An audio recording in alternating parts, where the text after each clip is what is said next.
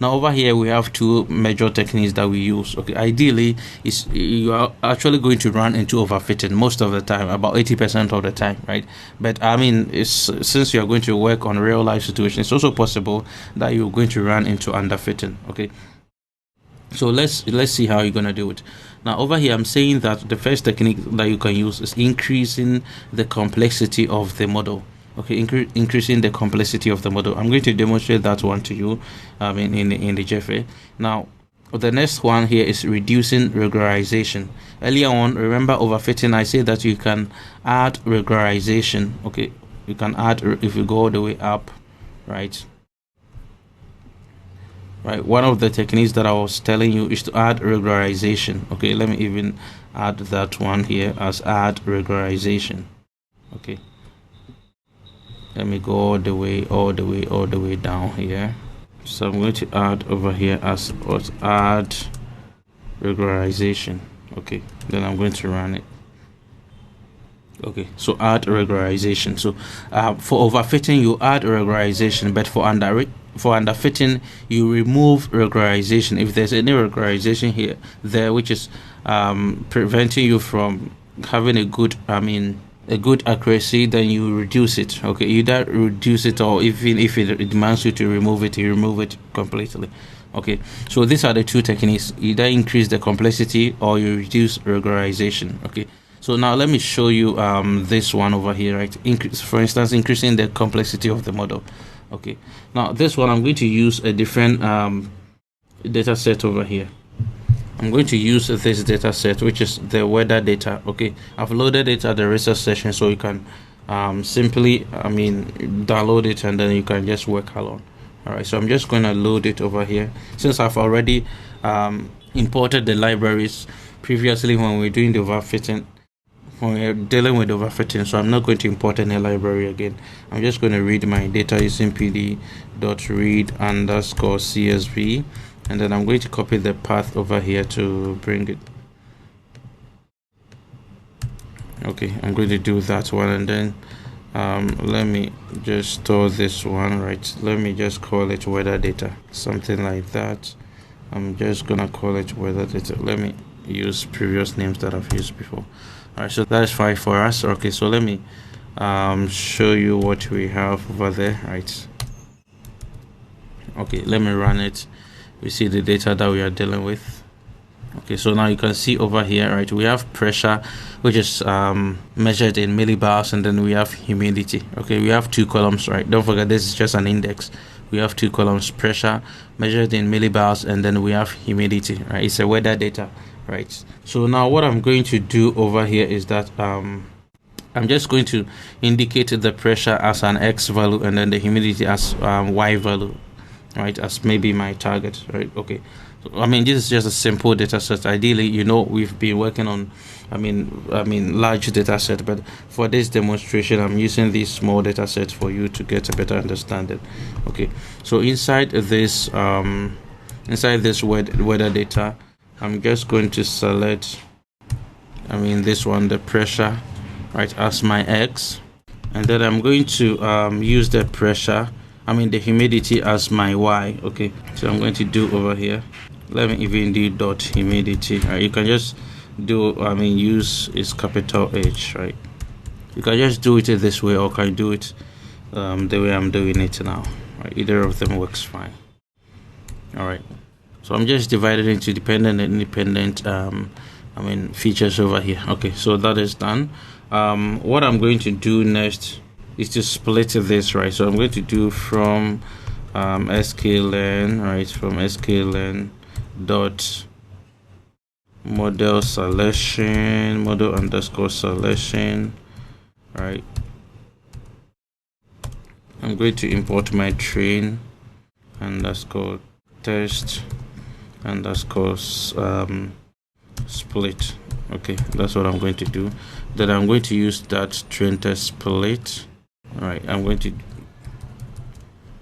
use that train test split over here to split my data. So inside that I'm going to put the X and then the Y, so X comma Y, and I'm going to specify the test size, test underscore size, right, and let me make it 20.20, okay, for testing, and then 80% for training. Then I'm going to set my random underscore state to say 1. That is fine. Okay, let me run that. Okay, good. Okay, good. Now let me now store these ones into S train and then the Y train. Okay, so X underscore train, that is the part of the X that are going to be used for training, and then X underscore tests for the part of the X that is going to be used for testing. I'm doing the same thing for Y as well. Okay, Y underscore test now. Okay, that's great. So let me run and store them. Okay, great. Now everything is fine.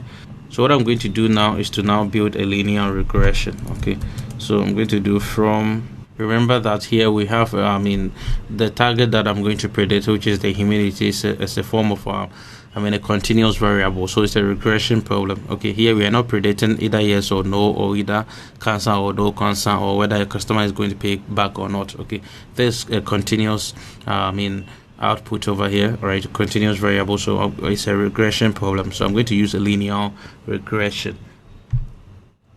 All right, I'm going to use a linear regression algorithm here. So from sklearn dot linear model, linear underscore model, I'm going to import linear regression. Okay, linear is capital L, right? Linear regression. Right, that's it. Now I'm going to now copy this linear regression, and I'm going to initialize it over here, right? And then I'm just gonna call it LR, something like that. Okay, now once I do that, I can do LR.fit on the training data, which is gonna be X underscore train and Y underscore train as well. Okay, now let me run this one. Great, we have built our linear regression model. Now let's see how it is doing both on the training and then on the testing. Okay, so I'm going to do from sklearn, right? I'm going to import metrics, right, which I'm going to use to see how well it's doing. So I'm going to do LR.score, right, and this time I'm going to score it on the data that it has already learned from, which is the training data. Okay, so let me copy this one and bring it here. Okay, then I'll print it out, and I'm going to call it training score. Okay, I'm going to call it training score, and I'm going to do the same thing, right? I'm going to test it also on the tests, the data that it has not seen before. So I'm going to call that test score, and instead of the training data, I'll use the test data over here. Okay, I'll use the test data. Now let me run this one, and then we will see if we are in good shape. What is happening? Invalid syntax, blah, blah, blah, blah. Okay, I missed bracket over here. All right, I did not close the print bracket. All right, so now what we're going to see is how well our model is doing on the training as compared to how it is doing on the testing. Okay, remember, if the model is doing well on the training, then it is going to do on the testing. That is, if the gap is way too far. It's doing very well on the training, but it's doing worse on the not that well on the testing, then we are in overfitting, right? But if it's not doing well in both of the training and the testing, then we are underfitting. Okay, but if they are very close, then we are having a best fit. So let's run and see which situation we are in right now. This is terrible. Now you can see over here in the training we are doing 29%, very bad. On the testing we are having even worse, right? 14. Okay, if you are in a company and you build a model and this is your output, your supervisor is going to call you to his office and then shoot you. This one is not like dismissal.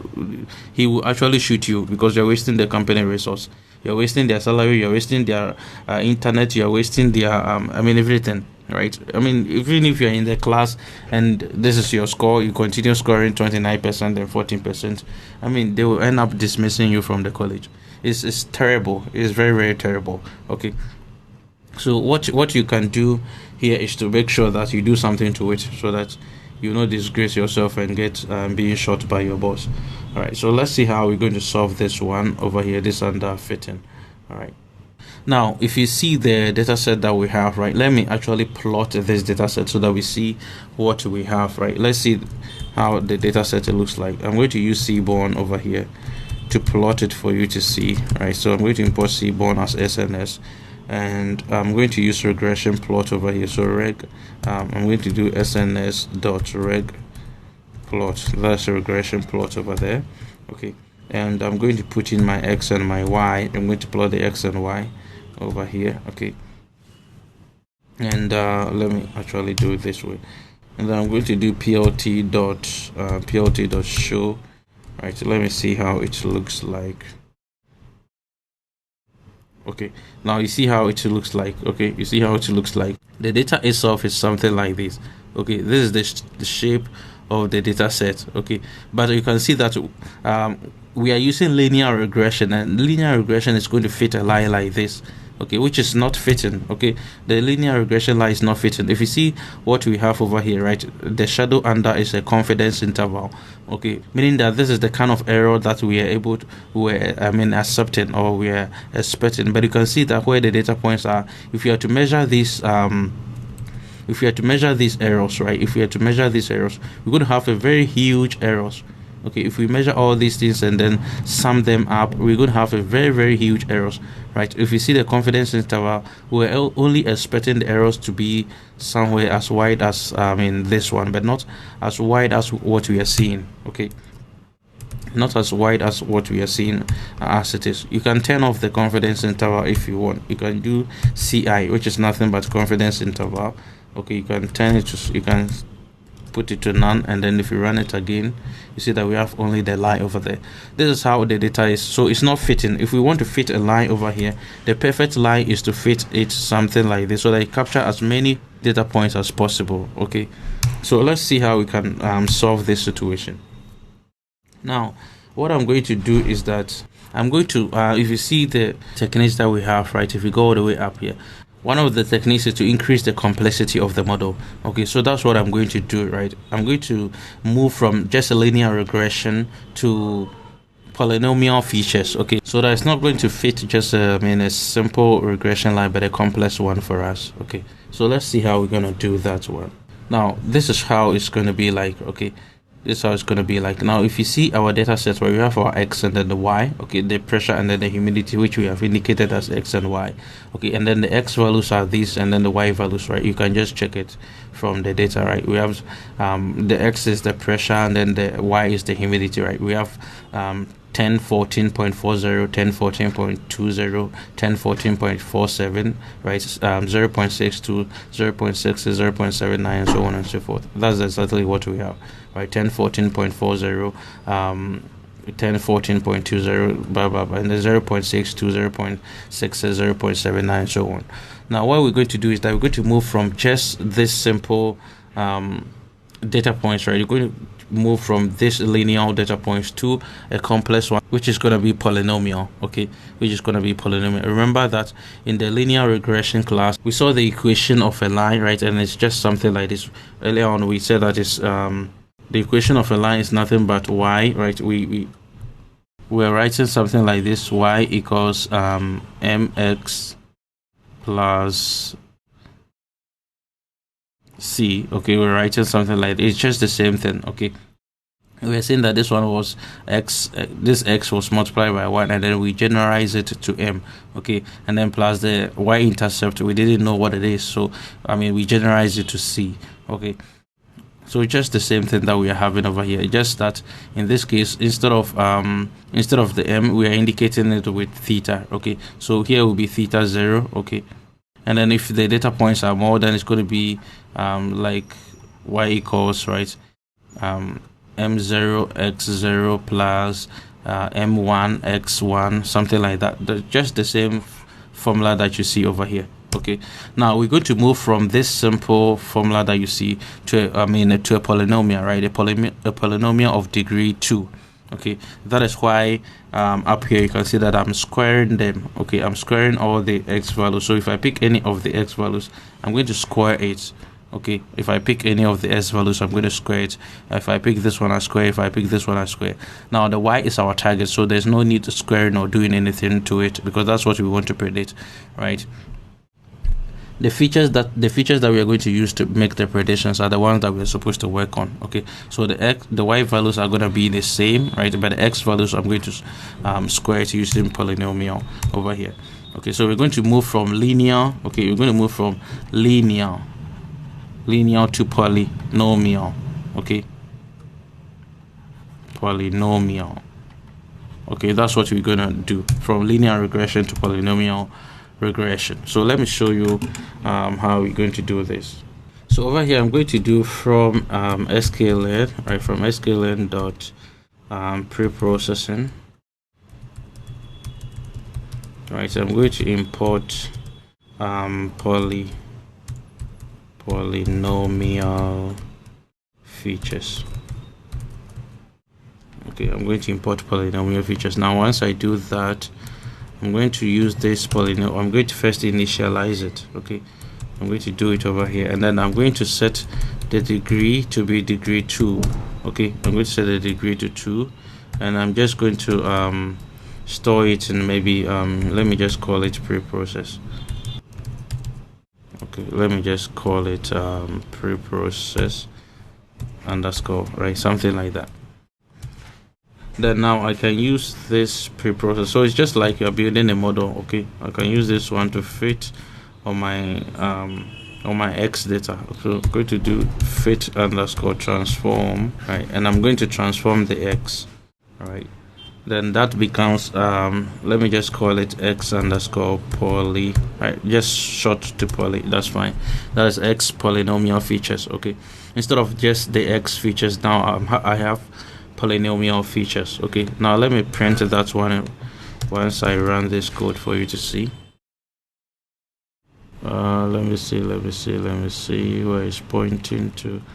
Let me see. Oh, instead of polynomial, I missed the O. Okay, let me run it again. Okay, great. Now you see that the features have been transformed, right? Now they are no more the x features that you see, right? They've been transformed to polynomial features over here, right? And that's what I'm going to use going forward. Okay, I'm just going to maybe let me convert that to a data frame. So I'm going to do pd.data, right? It's not actually necessary at this point. I can use just the x poly that I've created. Okay, I'm just gonna convert that x underscore poly. Okay, I'm just gonna convert it to data frame, and maybe I'll call it df, that is data frame underscore let me just name it like this. All right, and let me show you what we have here. Okay, so this is what we have, right? We have remember that if you see the formula, right, there's some kind of a hidden one over here, right? Earlier on we got to understand that for every whole number there's one attached to it. So it's just like that, right? Let me even give them column names over here so that they will be more definitive. So I'm going to do this one dot columns, right? And then the column names that I want to give are this. The first one is 1, and this one is going to be the original x. Okay, and the new one, that is the new one that we have, right? I can call it maybe s squared or s poly or whatever. You can just name it the way that you want, maybe something like that. Come on, x underscore squared. Okay, maybe something like that. Let me just run this one and see. Okay, now you see that we have the column names nicely. Ideally it's not even important, but I mean let's because I can easily use this one, right? I can use the x poly over here instead of maybe putting it in a data frame, but that's fine. I just want to organize it for you to see. Okay, now I'm going to build the same linear regression that we built earlier on, but this time I'm going to use, instead of using the original x, I'm going to use the polynomial x that we've created. Okay, So let's split this data again. All right, I'm going to copy this code, then I'm going to go all the way down here and paste it over there. Okay, now instead of this x, I'm going to use the x underscore poly that we just created. Okay, so let me run that one. Great. Now I'm going to copy the same code that we used earlier on when building the linear regression, which is this. Let's go all the way down here, then paste it over there. Let's run and see. Great. Now what I'm going to do next, let me even make some predictions over here, right? So ll.predict, right, and I'm going to predict the polynomial features that we created, which is x underscore poly. Okay, and I'm going to store this one into y prediction. Okay, so I'm going to, or maybe just y predict is fine. I'm going to use the polynomial x to make predictions, okay, to see how well I'm able to predict the humidity. Okay, so let me run that. Okay, great. Now I'm going to check how well it is doing on the training and then the testing again. Right, remember earlier on we got a very poor performance, right? But now let's see if after converting or increasing the complexity of the model from linear to polynomial, if we are able to make any good if you're able to make any good improvement over there. Okay, so I'm just gonna run this one again. Great. Now you can see the accuracies that we are having, 82, 94. Great, right? All the way from, this is awesome. I wasn't even expecting it to do better like that. All the way from 2914 to, this is crazy, right? You see, this is crazy. 82, 94, right? Just increasing the complexity of the model. Okay, you see how we're able to work our way around it. And this is how you do things, right? This is how you do things in the industry.